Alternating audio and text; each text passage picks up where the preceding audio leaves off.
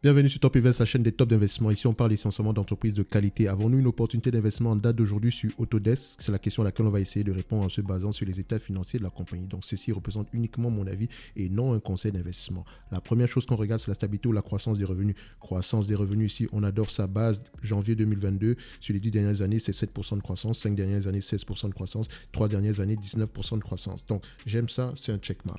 Au niveau de la marge brute, est-ce qu'on a une marge brute qui est stable ou croissante? On a une stabilité des marges brutes, presque 90%. Donc on adore ça, c'est un checkmark.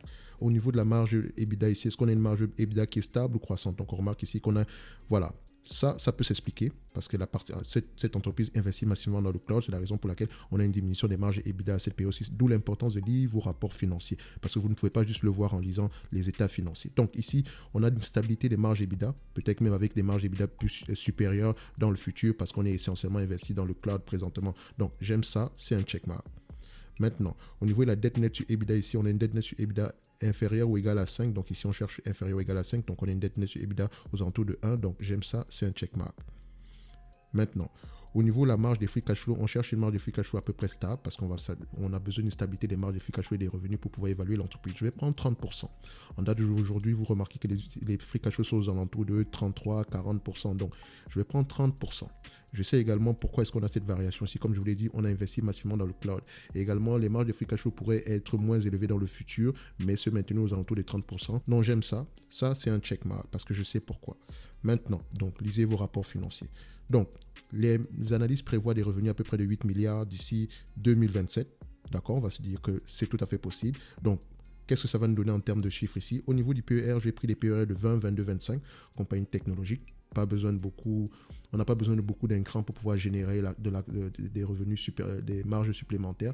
Donc ici, ça ne consomme pas de pétrole. D'accord? Donc, il n'y a pas beaucoup de matières premières qui rentrent dans le processus de production.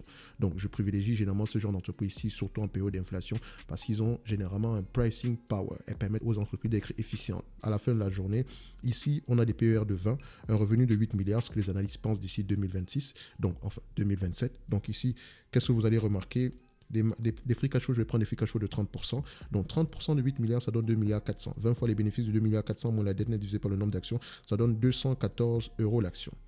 214 $ l'action. Quand vous prenez le même calcul maintenant avec 22 fois les bénéfices, ça donne 236 $ l'action. Quand vous prenez également le même calcul avec 25 fois les bénéfices, ça donne 270 $ l'action. Je vais me situer ici à 22 fois les bénéfices. Donc la valeur que je pourrais attribuer à cette entreprise est de 237 $ l'action. J'arrondis parce que c'est 236,98. Donc on ne cherche pas à avoir précisément raison. On va avoir le moins de tort possible. Donc ici, c'est 237 $ l'action, la valeur. Actuellement, on cote à 193 $ l'action. Donc idéalement, je dis bien idéalement, personnellement, j'aimerais bien acheter l'entreprise aux alentours de, si je prends juste ma marge ici, donc aux alentours de 150 $ l'action.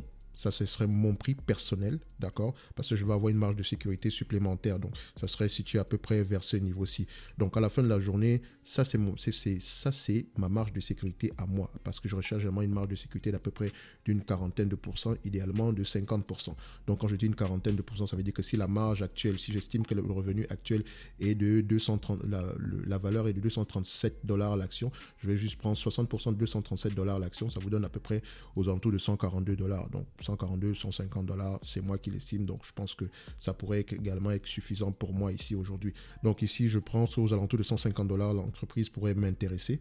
Donc on va se dire ici que ça, c'est ma valeur.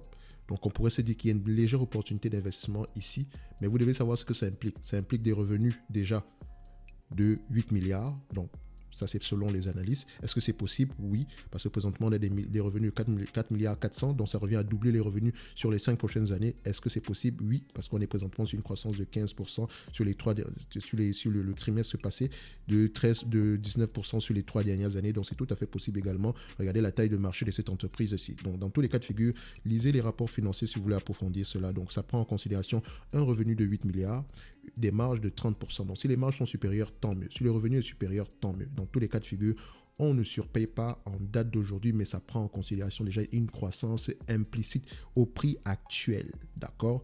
Donc, c'est tout ce que je pourrais dire pour Autodesk. On se donne rendez-vous à la prochaine vidéo. Merci.